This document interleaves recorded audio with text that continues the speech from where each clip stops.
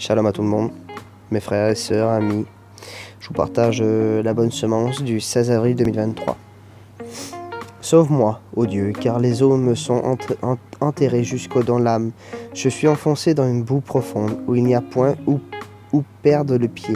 Je suis entré dans la profondeur des eaux, et le Coran me submerge. Psaume 69, 2, 3. Délivre-moi du bourbier, que je n'y enfonce point. Psaume 69, 15. Sable mouvant. Dans le psaume 69 écrit par David, une image revient en boucle, celle des sables mouvants, qui engloutissent inexorablement le malheur qui s'est engagé, impossible d'en sortir, le sol se dérobe sous ses pieds. Cette image dépeint les sentiments de David quand il se trouve dépourvu de tout secours humain.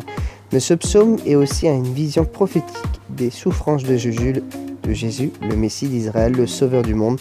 L'image des sables mouvants nous fait entrevoir l'effroi de Jésus à la fin de sa vie terrestre, et particulièrement lorsqu'il se trouve sur la croix.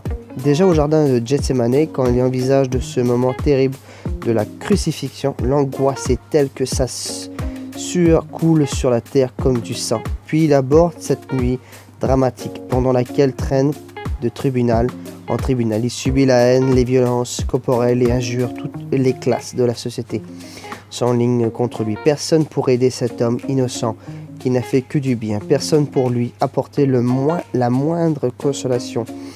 Même ses disciples l'abandonnent. Et lorsqu'il se trouve sur la croix, les moqueries et les provocations continuent jusqu'à ce que les ténèbres couvrent la scène. La colère divine contre le péché déferlait alors sur Jésus, abandonné de son Dieu pendant les 3 heures où il expire nos péchés.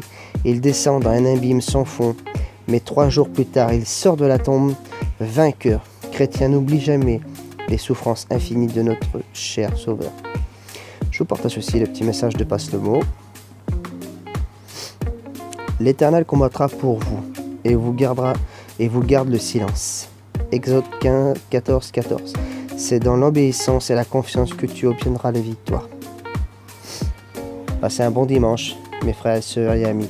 Que le Seigneur vous bénisse pleinement dans toute cette journée et dans toute cette soirée.